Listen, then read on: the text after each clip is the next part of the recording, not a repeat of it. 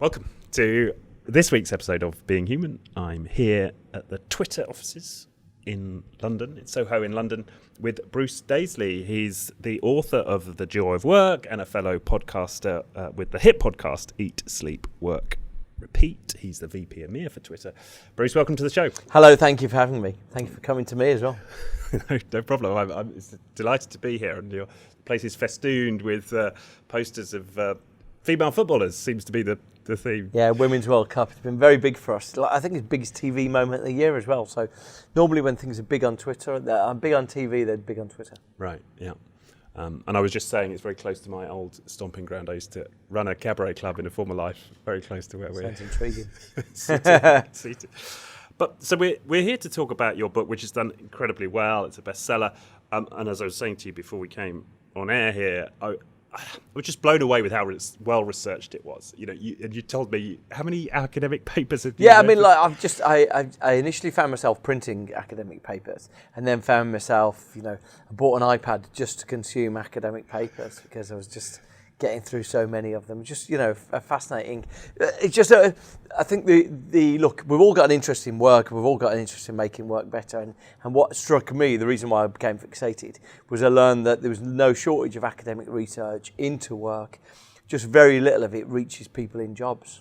Right, exactly. And when you read it, you're struck by how little of this gets applied, and how it's not really part of our conversations, is it? That's right. We talk about, there was the research on this and maybe we should do X. We don't bring any of that scientific knowledge into our conversations. And so tell us a little bit about the genesis for the book. I mean, I know you describe it in the book, but just for our listeners here, what spurred the creation of it? I've always been interested, whether it was a bar that I was working in, or a hotel I was working in, or an office I was working in.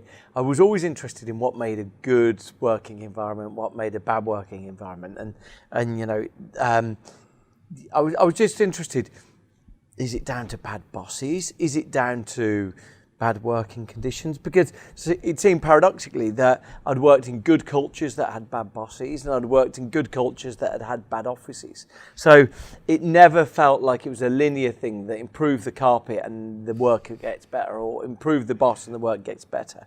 There seemed to be some sort of secret algorithm going on. And so I was I think from being interested in the first hand, simply because I was, my own working situations, I was just interested how we could make work feel more rewarding or less stressful, really.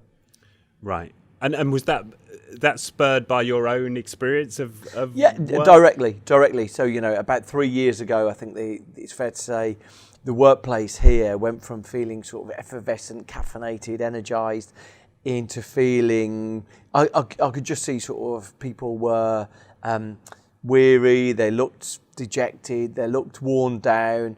So it became a curiosity for me how we could make work better, how we could make work here feel less dissatisfying, how I could sort of recover people from burnout, really. Okay. That's what you found it was? I think so, yeah. I mean, by some estimations, half of all the modern workforce are burnt out. So, and the World Health Organization, earlier this summer, they came out and said that burnout is real, that, it genuinely appears to be different to something that we're familiar with seeing. Burnout seems to be a separate and real condition. Right. And were you feeling burnt out? Or I think so. I think that's in truth probably what was going on. Is like I was projecting that my team were feeling burnt out, and I was projecting that onto. I was feeling it, but I was projecting it onto them. But most certainly, we had one year here at Twitter where 40% of the London workforce left, and so the strange thing that happens there is like the opposite of musical chairs. No one wants to be the last one left seated. And so I when you've got 40% of the workforce leave, each week is a leaving do, and you start getting this dissonance where everyone's thinking, "Wow, who's going next?" And each successive resignation becomes alarming. And so, albeit there were multiple factors involved in that, I think at that point I was particularly fascinated with, wow, what can any of us do to turn this round, to make work more rewarding again. And if there were multiple factors that were the cause, there were doubtless multiple factors that were the solution. But I wanted, at least in some part, to contribute my part to the solution. Right. Yeah. And were you running the office at the time? Yeah, I mean, I was just handing over running the London office to our UK MD, Dara. But I'm responsible for our European business, and so I had offices across Europe. But yeah, I was indirectly responsible. Yeah. And was it the same across Europe, or was it just London? Yeah, I mean, I could only vividly describe London because I was here every day, and so you get a sense of what other offices are like. But the one that you're immersed in is the one you feel most viscerally. Right. So you started getting into this. You were researching papers, and then did the idea of the book come? No, what happened was I started doing a podcast, and so the podcast was going to be this sort of excursion, 6 weeks excursion into fixing work culture. And then what happened was, as I'd recorded 4 already, and then I started contacting other people, and everyone I contacted said yes, but I can do it in 2 months. And so I spend my evenings reading things, then I'd spend my evenings doing video calls with people in the US as the podcast, and then my weekends editing them. And so I went from, I was going to do 6 to then I was doing 12, then I was only going to do 22, then okay, I'll do a second series, then I'm somewhere close to 80 episodes now. Wow, yeah, well, congratulations. And I know the work it takes. Yeah, and look, I edit it all myself. People often say it was, it's been #1 business podcast a few times, and it's spent sort of relatively long amount of time there. And people often say to me, oh yeah, what's your production setup? And, the production setup is me, and I voice the tops and tails in my wardrobe at home, because you get a nicer acoustic quality, and I edit it myself, often sitting in my underwear at the weekend. So there's literally no glamour. I have made a tiny bit of money out of advertising on it, but there's no glamour at all. I've probably paid for everything I've done, but it's a labour of love, really. I think that's an interesting thing. Like when you do it out of passion, for me it doesn't feel like work. Yeah, I'm exactly the same. I'd do this if no one listened, right? That's right. It's like that, yeah. Okay, so the book, it's structured around these 3 phases you described. There's recharge, sync, and buzz. Can you tell us a bit about? Yeah, I mean, the recharge part, the reason why a book on work culture starts with these sort of 12 interventions to feel less exhausted yourself is because I went to speak at one charity, and they invited me in, and someone said to me afterwards, we've tried to fix the culture here, and the way we tried to fix it was we invited everyone to a 3-hour kick-off meeting, and no one came. And I thought that was a perfect description of what a lot of modern work is like, that we often pile things on when we want people to adjust how they're working. We add more to their responsibilities. Work, the demands become more onerous, and a lot of us feel exhausted and just frazzled by our jobs. And so for me, the first thing was, I wonder how we can feel less overwhelmed by our jobs. What's the first thing we can do there? And so these 12 interventions, some of them are as sort of prosaic as taking a lunch break. Some are about turning notifications off on your phone. They're relatively straightforward. But what people often say is that once they've done them, actually, I do feel a bit happier. I do feel, the woman I spoke to who was the evangelist for taking her lunch breaks, she describes the sort of before and after. She said before, she found herself constantly going through travel websites, constantly dreaming of quitting her job. And then she did this series of trying to take a lunch break every day for a year. And she just felt like her life was more colourful. She was happier. She was less sort of willing herself away. It's just interesting how those things can impact us. Right. And of those recharge methods, which have you had the most success? Yeah, I mean, look, I'm a massive advocate for taking a good night's sleep, and I'm sort of obsessive about that. And so that's one of the things there. Yeah, I mean, turning notifications off on your phone. The strange thing about turning notifications off on your phone is that the guy who wanted people to do that invited people to turn notifications off on their phone for a week, and he couldn't get enough people to do it. Guy from Carnegie Mellon University. And so he then backed down. He said, okay, can you turn notifications off on your phone for a day? 2 years later, half the people who did it still had their notifications turned off. So, it seems to have this remarkable impact on us where we just feel, that workers stop pulling on our sleeve all the time. It's sort of stopped these insistent demands. So it seems to be remarkably powerful. If you say to someone, you can make your experience of work better by turning notifications off on your phone, people often argue, yeah, you don't know my clients or you don't know my boss. And, they often sort of suggest that that wouldn't work for them. But I think the evidence I've seen is that most people, if they try these minor adjustments, they do seem to make life better. Yeah, I mean, I did it over a year ago, and it transform my life. It does. Completely transform my life. And the other one I did with it was also the sort of the email purge. And you talk about this in giving space for deep work. So I won't hit my emails until midday. Right, that's my rule. And I said that in combination with the notifications off does seem to give me a lot more space. Yeah.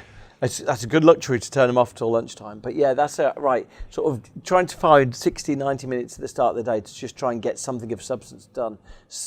Does seem to reward with people where they feel more satisfied by their jobs. Right, yeah. And the lunch break, and the other thing I found interesting about the lunch break was this business of long tables, right? Yeah, really interestingly. So that was a data analysis, a work analysis firm, went into different workplaces, and they were really struck by some people seemed to have a better cohesive group than others. And they couldn't work out why. They went into, this is a fascinating organisation that tracks all manner of things that go on in workplaces. And they couldn't work out why. And they went into one workplace, one part of the workplace, and they realised the dining hall had small tables on one side and long tables on the other. And it directly impacted how people bonded. The people who naturally gravitated to the smaller tables seemed to have a sort of smaller group of cohesive colleagues, and the people who sat on the longer tables, not that they sat down with people they knew or they didn't suddenly have 12 people, but they just would sit down to eat their sandwiches, to eat their pasta or whatever, and they would get chatting to people who from other departments, and that seemed to have a bearing on the connectivity at work. So having longer tables seemed to forge more conversations at work. Right. And intuitively that makes sense when we imagine a big Italian family eating dinner and the cohesion and the fun and the laughter and the connectivity there. It makes sense. Yeah. So that's what struck me over and over in the book, was so much of it seemed common sense when you step back from it and intuitive, and yet somehow we find it radical almost in some cases. Yeah, and look, I think there's a lot of things. The location of the coffee machine or the kettle seems to have a big bearing on which teams bond with who. But, in the same way that the size of the lunch tables or where the coffee machine goes would often be like a trivial decision given to someone who, isn't involved in organisational structure, whereas the analysis seems to be your location of the kettle has as much impact on which teams chat to which teams as the organogram. So, you probably spend weeks and months plotting who reports into who and how you want things structured, but you probably spend zero time deciding who sits near which kitchen. Yeah. And that was the other theme that emerged for me in the reading the book, is that it's almost like this idea of a cultural architect came out. And almost the role of the leader you could think of as less as we have many connotations of leader, but part of that role could be the architect of the workplace. Very much so, like a conductor, an orchestra conductor trying to think of how these things can integrate together. Because often when you see people talking about work culture, and no doubt, I'm doing a new series of my podcast right now, and there's a lot of stuff where people will talk about, there were 3 pillars of their culture, or there were these 4 values that they had to adopt. And, I'm getting into far more of that on my new series of my podcast. But often it's simple things like which teams chat to who, or, are you on a vast open plan, and how that impacts your day-to-day and your sense of exhaustion or whatever. So yeah, there are a lot of things to consider. What I find is that the more consideration you give to these things, the more that you can adapt to them. The science for working from home is, I think it's fair to say, mixed. The evidence. See, I did a talk at the BBC. Someone came up to me and said, I think your attitude to working from home is incredibly old-fashioned. I said, far from it. I don't have an attitude to working from home. I'm just presenting you the evidence that has been documented, and my opinion is based on that evidence. And so, I fully recognise that working from home enables some people to be in the workforce that they couldn't be in the workforce before. But I also know that United Nations say that the stress levels of people who work from home are 70% higher than the stress levels of people who work in normal workplaces. And we can't ignore those factors. The critical thing for me would be you enter intentionally. So you go, okay, right, number one, having more people enabled to join the workforce seems an incredibly positive thing. However, we know the incidence of that can be stressful. So what, therefore, can we do to combine the two? How can we go from either or to and, right? That to me is the fascinating thing. And if someone stands up and calls you out for presenting the evidence, then you're never going to get to the right conclusion. And so,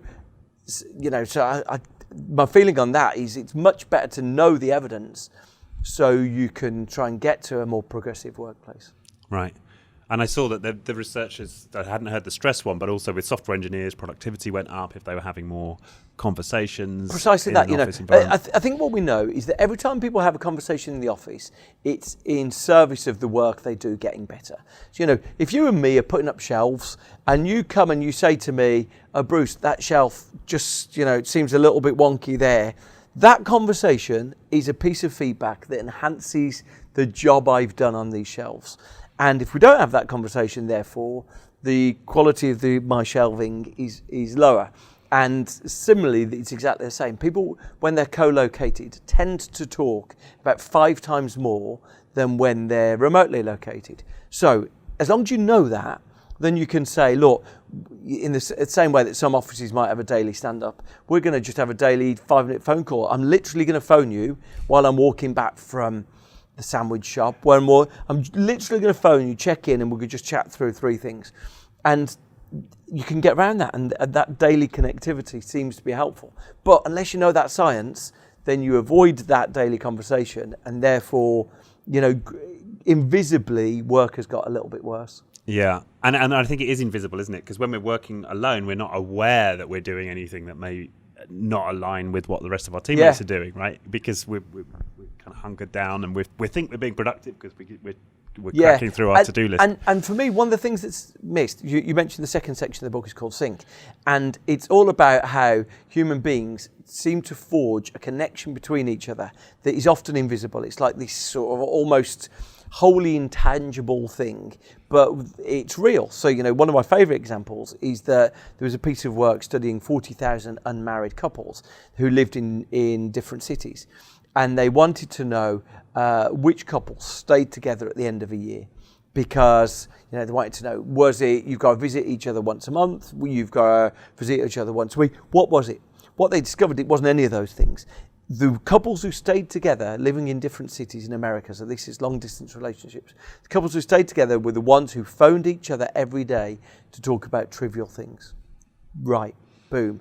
That is fascinating, because it suggests that there's a human connectivity, there's a sync that bonds us together.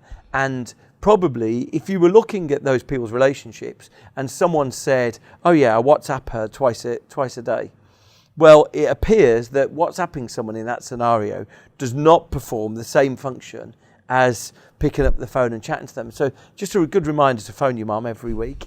But these things have got like albeit invisible, but they've got a powerful connective tissue to them. Yeah.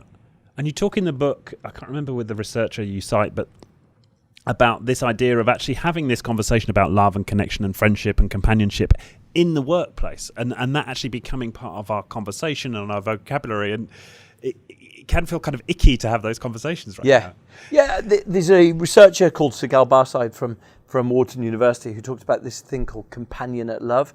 And I guess the reason why it's sort of a hot topic, Netflix go out of their way in their culture document, which has become this iconic thing of saying that Netflix are a team, not a family. And they assert that, no matter how badly your mum burns the Christmas dinner, you're never going to fire your mum. So, the idea that this is that a family and a team are the same is an illusion.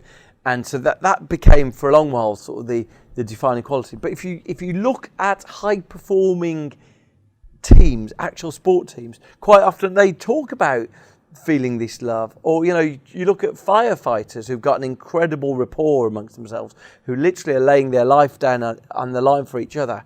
And you ask them what their relationship's like, and they'll say, yeah, it feels like a family. It feels like a family.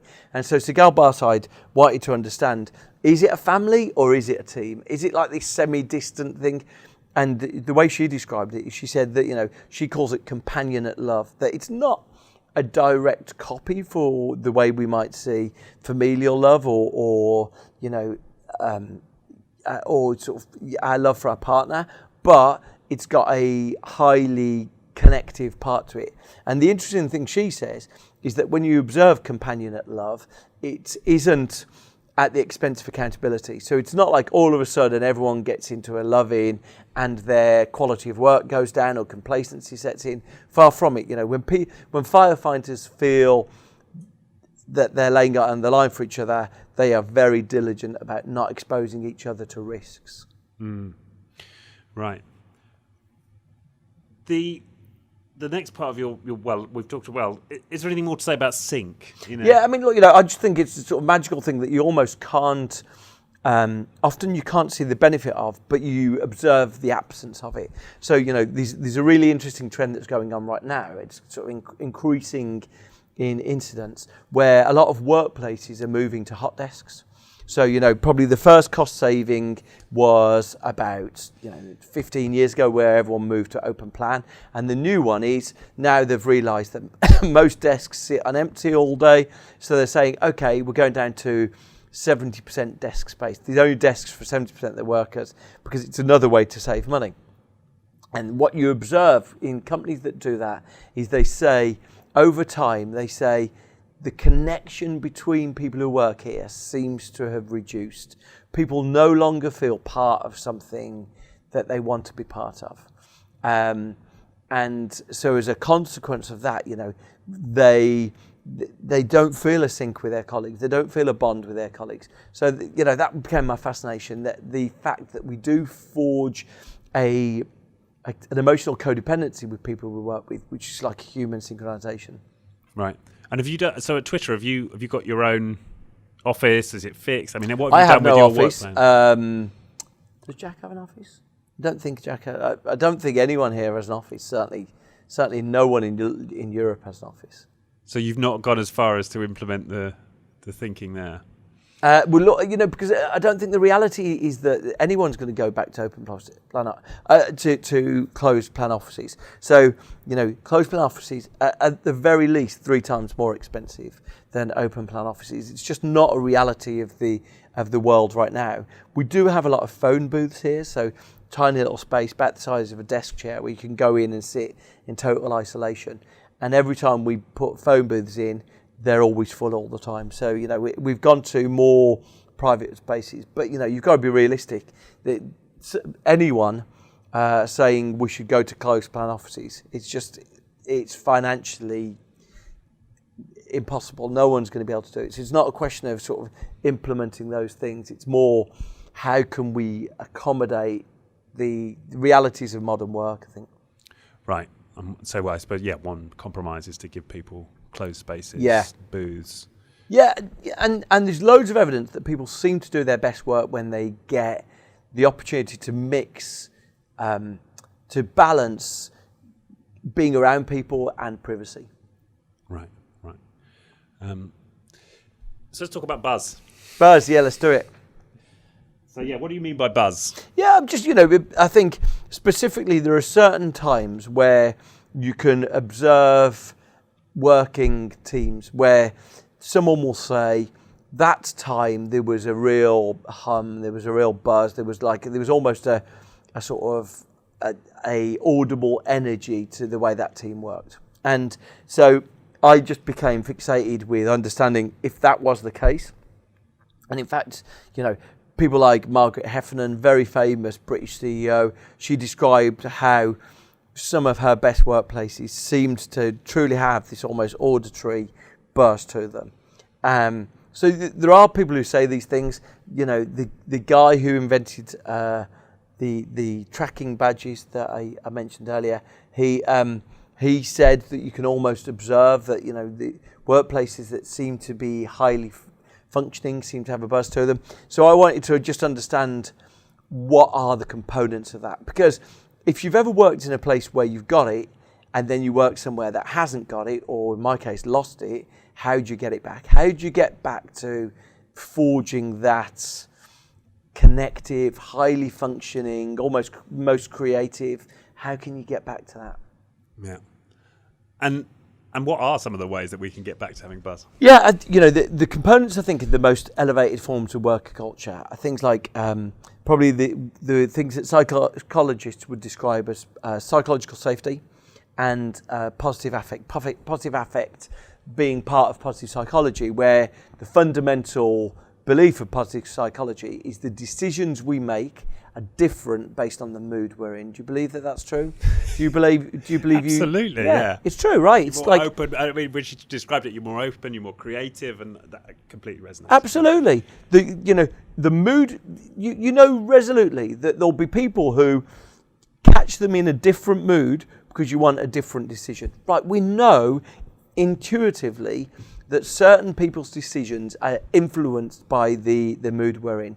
And so consequently, we need to be aware of that. And we need to be aware that, the way that, so that's called positive affect. And probably the reason why it's particular interest is because a lot of us are in a state of negative affect by this perpetual hurry sickness, this sort of like, the fact that we're beset with constant interruptions, we can't get anything done, and it's negative affect. And so consequently, we're going to make worse decisions, we're going to make worse judgment calls than if we were in a good frame of mind. Really relevant for us. And the second one is psychological safety. And psychological safety is whether in your workplace you're given the benefit of the doubt. Does your boss give you the benefit of the doubt? And if we believe that if we make a mistake and our boss gives us the benefit of the doubt, it changes the way that we make decisions, we do things. Because we can do things with a bit more, if you're a sports person and you know that if you go for something audacious, you're going to be blamed, you won't go for something audacious. I chatted to someone, a really lovely conversation. I chatted to someone who used to work at the advertising agency Saatchi & Saatchi in their heyday. They almost bought HSBC, they almost bought the Midland Bank in their a remarkable business, British business at the time. And Saatchi & Saatchi, he said their philosophy was, when it came to pitching for business, he said their philosophy was first or last, meaning they would rather be last than second, because so he said we had some spectacular blow-ups where we just had a mad idea, we took a mad idea in there because we knew the client would either say that was remarkable, like wow, what a sort of flight of adventure, we never thought someone would come up with that, or they would go, that's the worst thing, please delete our number off your phone. And one way or the other, they were, and I thought, wow, what a remarkable thing, first or last. That's such a sort of an interesting philosophy. Right, and that's when people feel 100% safe to take. That's right. Punt. That's it. Because then, if someone's sitting there thinking, you know what, I've got this slightly out there idea. But you don't want to be the person who suggests that, they print the Financial Times on pink paper. When you stand up and suggest it, people go, that was terrible, let's fire that person. You want to to know that a wild out idea is not going to be blamed. Right. And so thinking back to your time in the London office when you noticed this, what were the things that you started to do to have people feel safer? Yeah, I mean, I think the things that I've tried to do here is that, recognising that you can't, for example, you can't instruct people what to do. So, for example, the science of taking lunch breaks is remarkable and almost unarguable.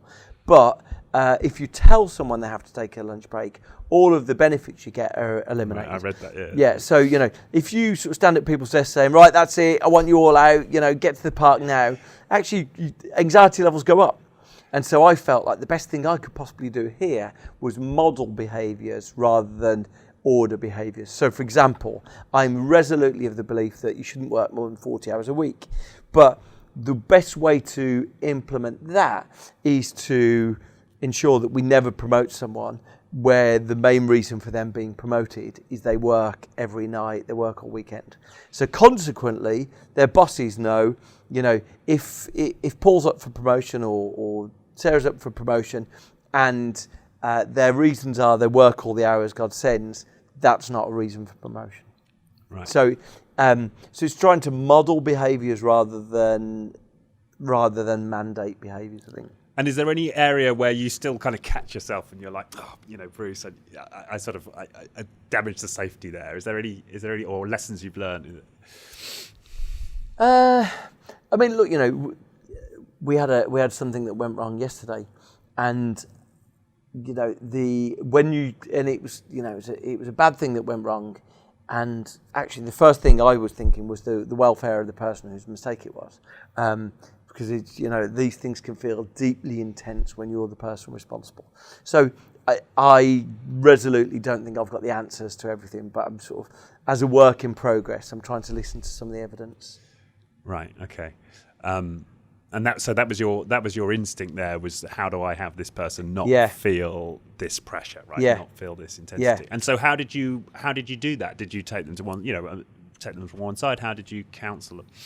Yeah, I mean, look, just before this, I came out of a conversation where we were talking about what happened, what we're going to do, and there were other parties involved. So, just making sure it's more often than not, it's probably not the first hour. It's like the second day, it's the second week. It's like it's the word before the weekend. It's things like that, really. Right. Yeah, I see. And the positive affect side of this. Do you have any rituals or anything you've taken on to have you be in a better frame? Yeah, the interesting thing about positive affect is sort of, so one of the remarkable things is that, for example, your doctors, one of the pioneering bits of work was done where a woman gave a bag of sweets to doctors. So these are people who've made it their life's work to train to be vocational experts. And giving a bag of sweets to doctors changed how they did their job. They were more thorough with their diagnoses. They reached a more accurate conclusion. Right. So even the mood of doctors can impact the job they do. Remarkable. And so the consequence for work is that we can't just bribe people into that. So you can't just turn up and give people a smoothie every day. You can't just turn up every day and give people delightful, trays full of food or cupcakes. It's far more nuanced than that. We need to feel surprised. We need to feel inspired. And I think that's a critical thing. We need to, thinking about how can you make work more rewarding seems to be a big thing to do, rather than how can you make people be happier. You're aiming for happiness obliquely rather than directly. Right. Yeah, and you touch on the research about intrinsic versus extrinsic motivation. So this idea that you want to enable people to find. And I was only chatting to someone yesterday. The evidence on that is amazing. But probably the most graphic example of intrinsic versus extrinsic motivation is that you can find school kids or preschool kids who love drawing. And you can say to these school kids, I'm going to give you rewards for doing the best drawings. And you observe them a week later, their enjoyment of drawing has gone down and their drawings are less imaginative. Basically, by rewarding people for doing something they love doing, it takes the joy out of it. Wow. Artists who do commissions report feeling less satisfied with their work than artists who do work and then people buy that work. So our motivation is such a fragile, tiny little flower inside us. We need to protect it. Right. And these very subtle ways of encouraging and rewarding, and not these if-then rewards. If you do this, then you'll get the positive evaluation. Yeah, I mean, look, if-then rewards can work if something is heuristic. If you are paid more for making more burgers, then making more burgers will be something that earns that. But if you try to reward someone for having better ideas, they don't double their number of ideas. So these things are so balanced, I think. Yeah. And you also talk about the importance of creating space for people to explore these ideas, and the hack weeks. The Twitter still does a hack. Yeah, we do. I mean, it's like very big part of our DNA. We're just coming up to one now, twice a year. So, and people love it because people love the idea that maybe their idea will, someone might have joined Twitter to be an engineer on something, or a product designer, or someone's working accounts, and this is a week where anyone can come up with an idea and join a team, and so consequently you have people who are people in sales, finance, but they'll come up with an idea for something, and they can contribute to something that might become part of the core Twitter app. And there's quite a few examples in the book where it's been realised in the product or in some of the biggest things we've done in the last 3 years have come from Hack Week. Which is interesting because I've heard other reports of and maybe this is the difference, but hack days where a load of great ideas get created and then they go nowhere. There's not the follow up and they don't get implemented. Yeah. It sounds like you're doing something different with them. What do you think makes the difference for them actually turning into realised stuff? Quite often we do them around things that people are about to come to think of. So, so it might be, say for Twitter, we know that most social media is witnessing that people are doing fewer original posts, but they're having more conversations about those posts. So then you say, conversation seems to be a big part then, that we need to be thinking more about that than doing original posts. Right, so this Hack Week, come and tell us, we want ideas about time of day, because you're not going to get a conversation going if everyone's asleep, or conversations. So these two restrictions applied there. Come and give us your ideas. And so consequently, it's things that the business is thinking about already. People are allowed free form to come up with solutions around those things, even though there's slight limitations about what we allow you to work on. And that's how it works. Right, and those ideas are then likely to get investment. They like to get support from the management. And because they're sort of themes that the company's thinking about right now. No, I get that. That makes a lot of sense. The other thing that you talk about you talk about collective intelligence in the book, which I'd read the research on that before, and so a couple of things that strike me there was one that I hadn't heard before was it's our, in terms of being a good contributor to a collective, our ability to read each other's emotions was important, right? And also the split of female male, which must be interesting for an engineering company, right? Yeah. What have you sort of taken away from that research? That was done by Anita Williams-Woolley and Sandy Pentland. And I think the interesting thing that they observed, that people who can read, who can empathise with each other, seem to work better together. And so the gender bias was just that generally women are more empathetic than men. So consequently, if a room can read each other, if you don't have a boss that monologues, if people respond to each other, it seems to mean that they produce better results. And the Anita Williams-Woolley research was interesting because it was on very different problem solving. So it was, some of them were logic problems, some of them creative problems, some of them were sort of negotiations, and this empathy seemed to be an important quality to a team's collective intelligence. Interesting that they use a test called the Reading the Mind in the Eyes test, which is a Simon Baron-Cohen test, which was designed actually to measure autism, because autistic people typically find it hard to read other people's emotions. And so this test was developed for that. And they found that people who perform well in this reading the emotions of these eyes, seem to be good team members. Look, at the very least, it's quite a fun exercise to do with your team. The Anita Williams-Woolley or the Simon Baron-Cohen reading the mind and the eyes This test. is the psychologist, not the comedian. Yeah, I think he's the brother of the comedian. Right, that's right. Yeah. No, coming back briefly to psychological safety, I thought this must be an interesting challenge for Twitter right now, especially because there's this idea that we need to be respectful for others' opinions, and we need to create this safe space for people. But is there ever a risk where that comes into conflict with being an environment where all opinions are valued? And I was thinking in terms of the challenges that you have sort of culturally with Twitter and who's allowed a voice on the platform and who isn't. We want to make it safe for people, but we want it to be open for all opinions, which may mean some people feeling unsafe if they're threatened by a particular viewpoint. How do you negotiate that trade-off, or indeed do you see it as a trade-off? So I can't relate that back to work, so I'm just going to focus on Twitter for there.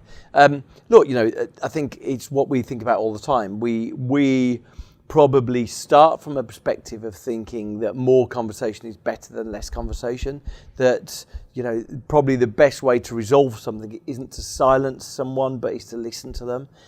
And generally, I think there's a lot of interesting work done by Jonathan Haidt. And Jonathan Haidt, I don't know if you've seen his book, with The Coddling of the American Mind, which is all about how we tend to become more resilient, more robust, and just more able to withstand shocks in life when we expose ourselves to differences of opinion. And so Jonathan Haidt's take is that actually people have become they become emboldened by seeing adversity. And I think we start from a perspective of allowing that. Clearly, though, you've got an issue where if some of the people you're trying to permit to have a voice, their philosophy is they want to silence other people, that is especially difficult because, ultimately no one wants to give a platform to people who are opposed to the norms of free speech and democracy. So it's there's an old truism which is beware simple answers to complicated problems, and it couldn't be truer when it comes to trying to deal with some of the things that we face in terms of policing what conversation is allowed on Twitter. Right. But I think what I'm hearing from what you're saying there is one of the things you're looking at is this person expressing an idea, or is this person looking to shut somebody down? Is that one of the ways you look at this?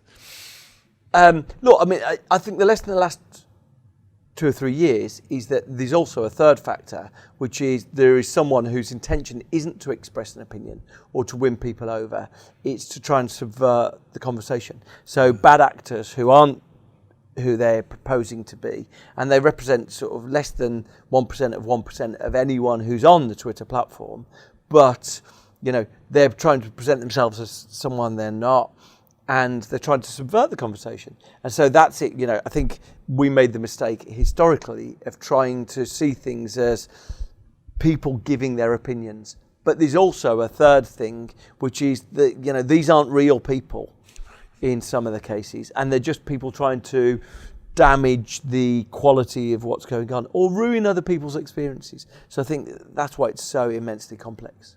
Right.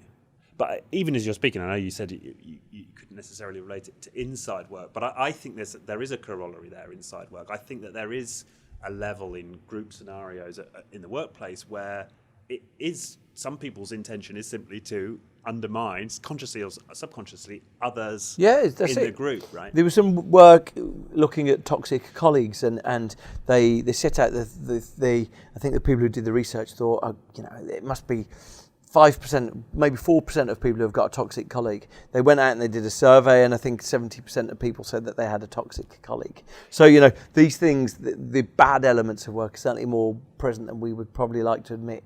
Yeah. but you could even see how that gets complex, because is somebody writing somebody off as toxic because they don't like their Exactly, they disagree with them. Or Exactly is it that. genuinely because they've got they've identified some pathology in that individual. Exactly.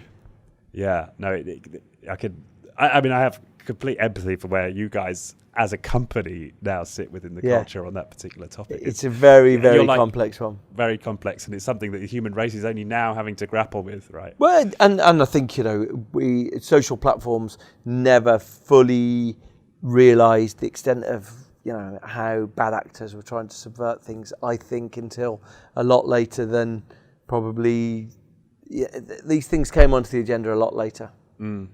Which is actually a theme elsewhere in the book, when you talk about the fact that we've been given all of these tools, or given them, we've developed all of these tools, and we're not quite sure, right, how to work with them. That's part of the issue here, email being one of them. And email's like the curse of modern work, so absolutely.